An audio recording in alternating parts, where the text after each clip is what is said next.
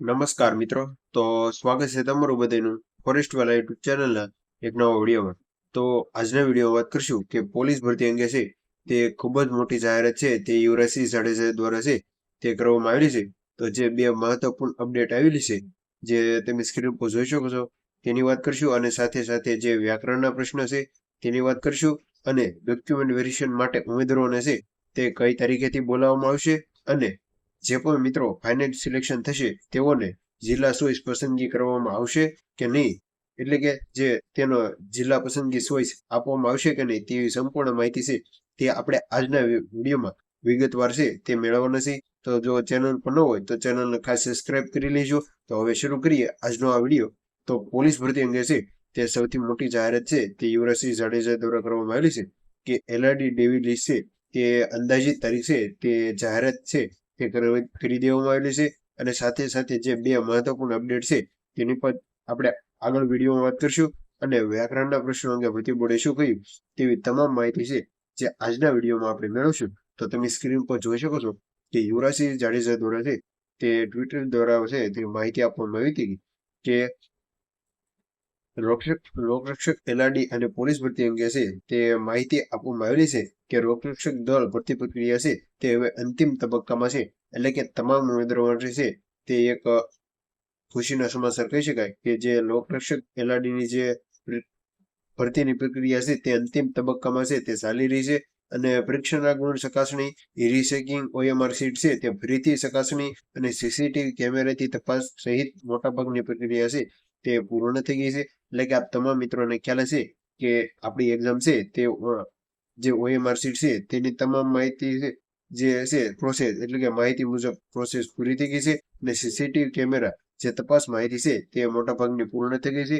અને આગામી થોડાક જ દિવસમાં છે તે અંદાજિત જગ્યાના 2 ગણા ઉમેદવારોને છે, એટલે કે અંદાજે 25,000 જેટલા ઉમેદવારો છે તે ડોક્યુમેન્ટ વેરિફિકેશન માટે છે તે આગામી સમયમાં બોલાવી શકે છે. અને ડોક્યુમેન્ટ વેરિફિકેશન માટે ઉમેદવારોને કઈ તારીખથી બોલાવશે તેની પણ વિડીયોમાં આગળ વાત કરીશું. તો વિડીયોના અંત સુધી બન્યા રહીજો.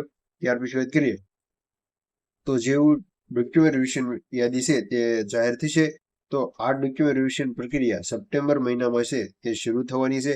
એટલે કે અંદાજિત કહી શકાય કે ડોક્યુમેન્ટ વેરિફિકેશન માટેની છે જે પ્રોસેસ સપ્ટેમ્બર મહિનામાં છે તે શરૂ થશે. અને કોન્સ્ટેબલ અને પીએસઆઈના પરિણામ અંગેની વાત કરીએ તો પોલીસ ભરતી બોર્ડ દ્વારા છે તે કોન્સ્ટેબલ અને પીએસઆઈ ભરતી બનવા માટેના પરિણામો છે તે ઝડપી જાહેર કરવા માટે પ્રયાસો ચાલી રહ્યા છે. એટલે કે ભરતી બોર્ડ દ્વારા છે તે પૂરેપૂરી ઝડપથી રાખી અને આ ભરતી છે તે પૂરી કરવાનો પૂરો પ્રયાસ કરી રહ્યા છે. અને પહેલા કોન્સ્ટેબલનું પરિણામ છે તે જાહેર થશે અને ત્યારબાદ પીએસઆઈનું પરિણામ છે તે જાહેરાત કરવામાં આવશે. એટલે કે આપ તમામ મિત્રોએ ખાસ યાદ રાખવું કે સૌપ્રથમ કોન્સ્ટેબલનું પરિણામ છે તે જાહેર કરવામાં આવશે અને ત્યાર પછી જ પીએસઆઈનું છે તે પરિણામ જાહેર થશે.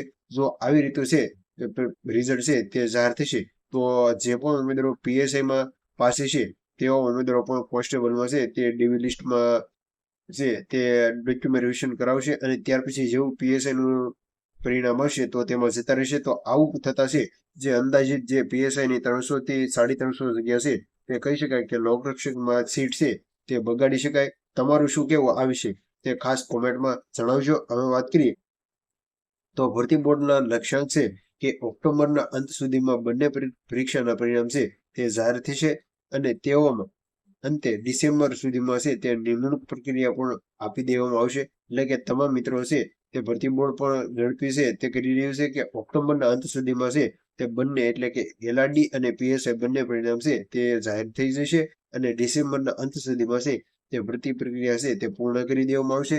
ત્યાર પછી અગત્યની વાત કરીએ તો જે પણ ઉમેદવારોના નામ છે તે ડોક્યુમેન્ટ વેરિફિકેશન યાદીમાં આવે અને તેમને એક ખાસ વાતનું ધ્યાન રાખવું છે કે જ્યાં સુધી અંતિમ પરિણામ જાહેર ન થાય ત્યાં સુધી છે તે ખાતરીપૂર્વક પસંદગી થઈ ગઈ છે એવું માની ન લેવું. એટલે કે તમામ મિત્રો છે તે ખાસ ધ્યાન રાખવું. અને આપણે આગળ વાત કરીશું કે જે પણ ઉમેદવારો છે તે ડીવી લિસ્ટ જાહેર થાય ત્યાર પછી જે એલઆરડી ઓપટ આઉટ ઝુંબેશ, એટલે કે જે પણ ઉમેદવારો અલગ અલગ જીએસએસબી અને કોઈ પણ એક્ઝામમાં પાસ હોય અને છે એલઆરડીમાં ઓપટ આઉટ આપવા માંગતા હોય તો તેઓ ઉમેદવારો છે તે આપણી ટેલિગ્રામ ચેનલ ગ્રુપ છે તેમાં અંદાજિત માહિતી મળતા મુજબ 200 થી 250 ઉમેદવારો છે તે ડોક્યુમેન્ટ વેરિફિકેશન માટે છે તે નથી જવાના. તો ખાસ આ છે તે ગ્રુપમાં જોઈન થઈ જજો.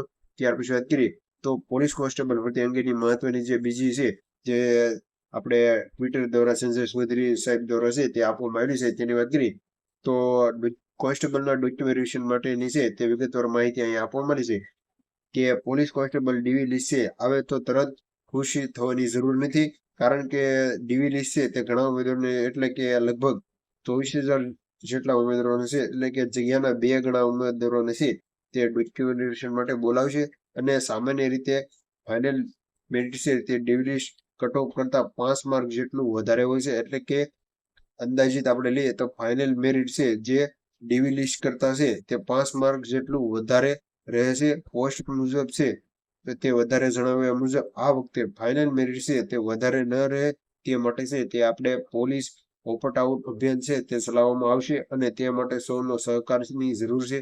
એટલે કે ઘણા ઉમેદવારો છે તે અલગ અલગ એક્ઝામમાં પાસ હોય, જો પોલીસ કોન્સ્ટેબલમાં ઓપટ આઉટ આપવાના હોય તો ખાસ આ અભિયાનમાં જોડાજો, જેનાથી ખરેખર જે ઉમેદવારો ઘણા વર્ષથી તૈયારી કરે છે અને જે પોલીસ કોન્સ્ટેબલમાં જે પોતાનું સપનું સાકાર કરવા માંગતા હોય તો તેવા ઉમેદવારો ખાસ આ જે ઓપટ આઉટ ઝુંબેશ છે તેમાં ભાગ લેજો. એટલે જે એવા ઉમેદવારો કે જે પોલીસ કોન્સ્ટેબલ ભરતીમાં છે તે પોલીસ બનવા નથી માંગતા તેવા ઉમેદવારો ખાસ છે તે ઓપટ આઉટ આપજો, જેનાથી અલગ જે ઉમેદવારો ખરેખર તૈયારી કરે છે તેવા ઉમેદવારોને છે તે ત્યાં ભરતી કરવાનો મોકો મળે.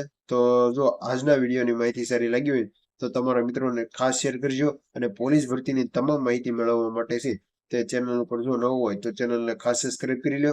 અને આપણે લાસ્ટમાં છે આ વાત રહી ગઈ કે એલઆરડીમાં જે જિલ્લા પસંદગી છે કે ઉમેદવારો છે તે ચોઈસ ફિલિંગ આપવામાં આવશે કે નહીં, તો આપણે જે ખૂબ જ અશોક ડામા એસપી જે પોલીસ સાહેબ છે તેના દ્વારા માહિતી આપવામાં આવેલી છે કે એલઆરડી રક્ષક ભરતી જિલ્લાની પસંદગી વિશે છે તે સ્પષ્ટ રીતે આપણે માહિતી મળીએ તો ઘણા ઉમેદવારો છે તે પૂછતા હોય કે એલઆરડીમાં સારા માર્ક હોય તો પોતાના પસંદગી જિલ્લો મળે કે ન મળે, એટલે કે ઘણા ઉમેદવારોને છે જે સારા માર્ક છે તેઓ પણ ઉમેદવારો પૂછી રહ્યા છે કે સારા માર્ક છે તો જિલ્લા પસંદગી મળી શકે કે નહીં, તો તેનો જો સ્પષ્ટ રીતે કરવામાં આવે છે કે એલઆરડી ભરતીમાં જે પણ ઉમેદવારોને જિલ્લા પસંદગી છે ચોઈસ છે તે વિકલ્પ આપવામાં આવતો નથી. એટલે કે જે પણ ઉમેદવારોને જે ભરતી બોર્ડ દ્વારા ભરતી જે જિલ્લો સિલેક્શન આવે તે જિલ્લો છે તે પસંદગી કરવાનો રહેશે. જો કે તમારા માર્ક્સ ઘણા સારા હશે તો ભરતી બોર્ડ પોતાના નિયમ મુજબ તમને તમારો પોતાના અથવા તમારા ઘરથી નજીક જ જિલ્લા છે તે ફાળવણી છે તે કરી દેવામાં આવશે. એટલે કે જે ઉમેદવારોને ખરેખર સારા માર્ક છે તેવા ઉમેદવારો છે તે મૂંઝાવવાની જરૂર નથી. જે પણ ભરતી બોર્ડ દ્વારા છે તે તમારે નજીકનો જિલ્લો અથવા તમારી પાસેનું ઘરની નજીકનો જિલ્લો જે પાસે પડતો હોય ત્યાં છે તે જિલ્લા ફાળવણી તમને મળી જશે. અને અગાઉ થયેલી ભરતીમાં પણ આ જ રીતે છે તે જિલ્લા ફાળવણી કરવામાં આવી હતી. તો તમામ મિત્રોએ છે તે ખાસ યાદ રાખવું. તો જો ચેનલ ઉપર ન હોય તો ચેનલ ઉપર જોડાયેલા રહેજો. તો મળીએ એક નવો ઉપયોગી વિડીયો સાથે, ત્યાં સુધી બને રહેજો. Thank you for watching video.